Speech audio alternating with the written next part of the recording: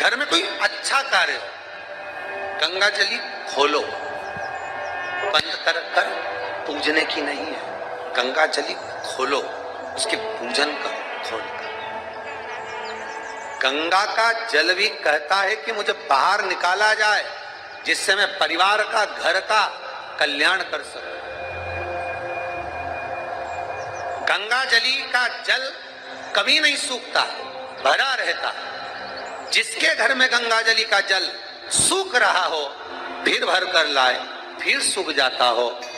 हमने पूरी झाला लगाकर पैक कर कर गंगा जली रखी थी, जल सूख गया तो उसका कारण क्या होता है, उसके लिए वर्णन किया गया। शिव महापुराण की कथा कहती है, लिंग पुराण कहती है, जब झारी जी में से गंगा का जल सूखा निकल जाए, आपने झारी जी खोली, गंगा का जल निकालना चाहा, पर गंगा का जल सूख गया, आपने बजा कर देखा इसमें पानी नहीं है, इसमें जल नहीं है, उसका क्या कारण होता है?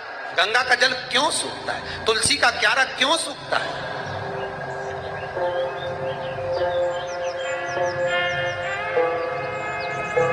किस लिए सूखता है? ये बहुत प्रमाणिक चीज है कि गंगा का जल झारी जी में से सूख रहा है, तुलसी का क्यारा बारिश में लगाया, सब अच्छे से लगाया, सब कुछ करा, मालूम पड़े बस 4 महीना ठीक रहा, थोड़ी देर बाद में सूख ही गया। हम तो कहेंगे कितने तुलसी के क्यारे लगा दिए, फिर सूख जाए, बाद में फिर लगाओ, फिर सूख जाए, बार बार लगाया, मांग कर भी लगाया, लोगों से कहकर भी लगाया, पर तुलसी का क्यारा लगता ही नहीं। हमने लगा कर देखा, सूख जाता है, बड़ी आफत, कहीं दूसरे के यहाँ से लेकर आओ, फिर लगाओ, फिर सूख जाए। कारण क्या है? क्या कारण?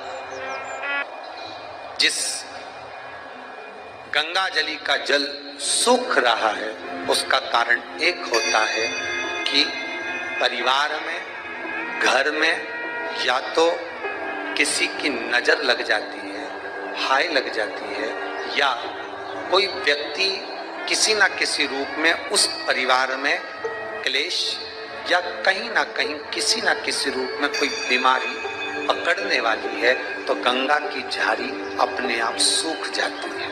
ध्यान दीजिए,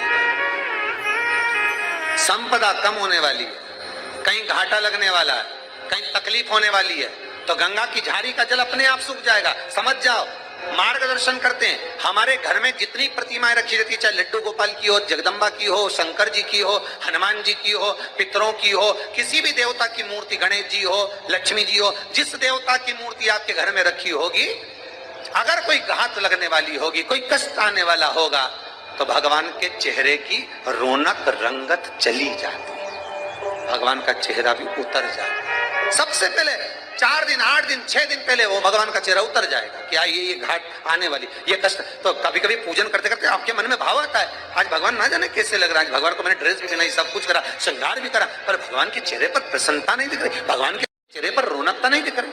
कारण क्या? समझ जाओ, फिर सतर्क हो जाओ, भगवान से प्रार्थना करो, बाबा आप ही को संभालना है।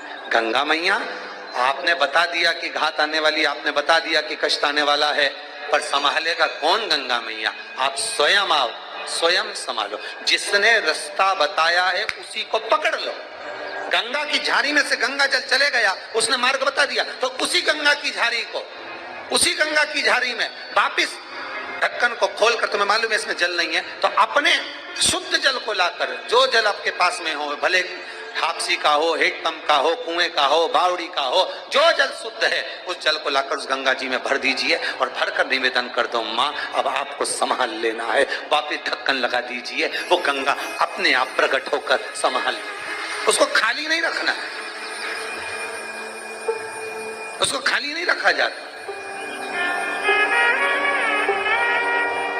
ये आपको संभालना है।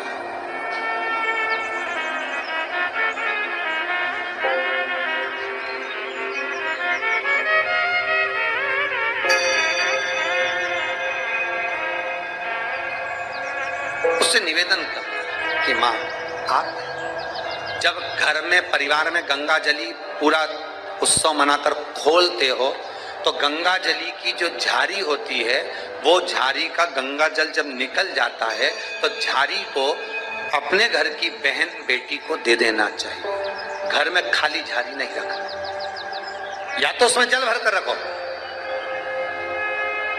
गंगा जल की झाड़ी खाली नहीं होना, उसमें या तो गंगा जल में और गंगा जल मिला दो और जल मिला दो, दूसरा जल मिला दो, पर उसको भरकर उसमें थोड़ी ना थोड़ी मात्रा जल की होना चाहिए। और अगर नहीं रख सकते तो वो अपनी बहन बेटी को दे दो, फिर बहन बेटी भले अपने घर में खाली भी रखेगी तो उसको दोष नहीं लगता।